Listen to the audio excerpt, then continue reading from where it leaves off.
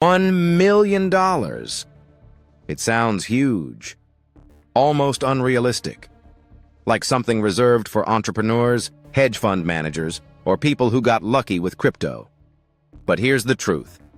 For long-term investors, $1 million is not extraordinary. It's mathematical.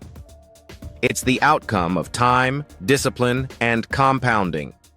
And today, I'm going to show you exactly how a normal person can realistically reach $1 million using index funds, without picking stocks, without gambling, and without trying to predict the future.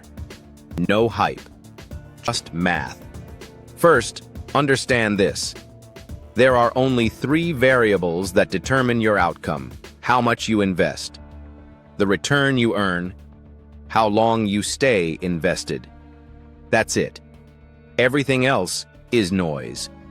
Historically, global stock markets have returned roughly 7 to 10% per year over long periods. Not every year. Some years are negative 20%. Some years are positive 25%. But over decades, the average has held in that range. For this example, we'll assume 8%. Reasonable. Not optimistic. Not pessimistic. Now let's run some real scenarios. If you invest $500 per month at 8% annually, you reach $1 million in about 33 years. Over that time, you contribute roughly $200,000 of your own money. The remaining $800,000 comes from growth. That's compounding doing the heavy lifting. Now increase contributions to $1,000 per month. You reach $1 million in around 26 to 27 years. Increase to $2,000 per month. You reach it in about 20 years. Notice something powerful. We didn't change the fund. We didn't find better stocks. Didn't improve the return. We simply adjusted contributions and time. Now let's go deeper. What if returns are lower? At $1,000 per month, at 6% annual return, it takes roughly 30 to 31 years to reach $1 million. At 8%, around 26 to 27 years. At 10%, around 23 to 24 years. That's a difference of nearly 8 years depending on return. This is why fees matter so much. If high fees reduce your effective return from 8% to 6.5%, that can delay your timeline by years. Over decades, small percentage differences compound into massive dollar differences. Now let's talk about what the journey actually feels like. Because the math is simple. The psychology is hard. Year 1, your account might have $12,000. Year 5, maybe $70,000. Year 10, maybe $180,000. Still far from $1 million. This is where most people quit. It feels slow. It feels like nothing is happening. But compounding is not linear. It's exponential. The first half of the journey feels invisible. The second half feels powerful. At $300,000 invested, an 8% year adds $24,000. At $500,000, it adds $40,000. At $750,000, it adds $60,000. At $1 million, it adds $80,000 per year. Eventually, growth exceeds your annual contribution. That's when the engine runs itself. But only if you stay invested long enough. Now let's talk about crashes. Because they will happen. Imagine you've built your portfolio to $400,000. Then a recession hits. Markets fall 30%. Your portfolio drops to $280,000. That feels devastating. It feels like years of progress vanished. But here's what actually happens if you keep investing. Your monthly contributions now buy more shares at lower prices.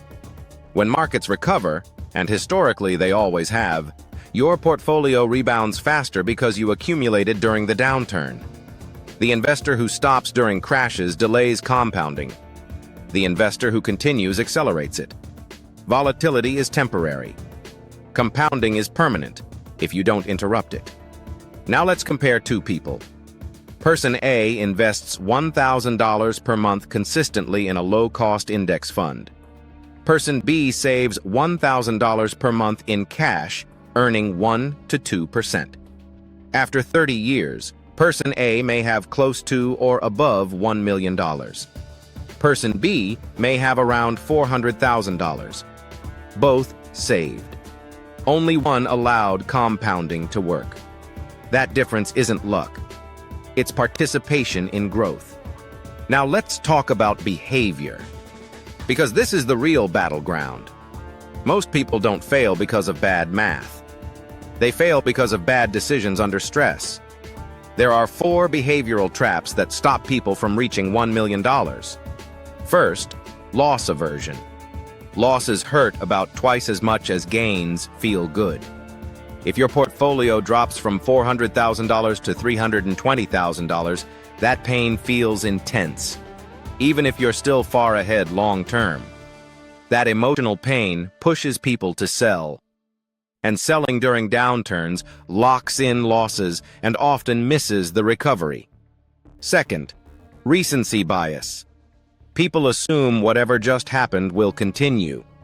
If markets rise for years, people think they'll rise forever. If markets crash, people think they'll crash forever. But markets move in cycles. The investor who reacts to the last 12 months often makes the worst decision at the worst time. Third, overconfidence. During strong markets, people believe they're skilled. They pick a few stocks that go up and assume they've cracked the code. That leads to concentration. That leads to higher risk. And when the cycle turns, overconfidence becomes regret. Index funds remove the need to be clever. You accept average returns, and over decades, average becomes extraordinary. Fourth, comparison. Social media makes investing look fast. You see big wins. You see screenshots of huge gains. But you don't see the failures. You don't see the losses. You don't see survivorship bias. Compounding is quiet. Speculation is loud. But quiet wins over time. Here's the key behavioral insight. The goal isn't to maximize returns. It's to maximize the probability that you stay invested. If a 100% stock portfolio makes you panic during downturns, it's not optimal for you, even if it has higher expected returns. The best portfolio is one you can hold during stress. Discipline beats optimization. Now let's talk about acceleration. How do you reach $1 million faster? There are 3 levers. Increase contributions. Start earlier. Avoid high fees. Even increase contributions by 3 to 5% per year as your income rises can shave years off your timeline. If you start at $700 per month and increase it gradually, that snowballs significantly over decades. Most wealth isn't built by extreme saving. It's built by incremental discipline. Now, let's layer in inflation. In 30 years, $1 million won't buy what it buys today. That's exactly why investing matters. Companies adapt to inflation. They raise prices. They innovate. They expand globally. Cash does not. Index funds hold productive businesses. That's how you stay ahead long term. Now, imagine this. You're 30 years old. You invest consistently.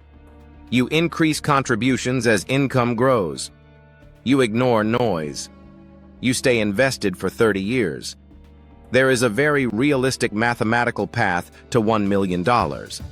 Not because you were brilliant, but because you were consistent. The tragedy isn't that $1 million is impossible. The tragedy is that most people interrupt compounding. They start and stop. They chase trends. They panic. They delay starting. They reset the snowball over and over. The boring investor does none of that. They start. They automate. They increase gradually. They stay invested. And decades later, the math works. So here's the roadmap again. Choose a low-cost global index fund. Set a realistic monthly contribution.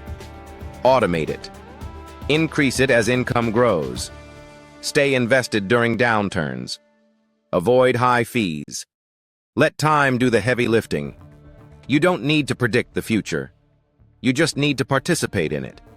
Because over decades, participation wins. And boring investors win. If this helped, subscribe.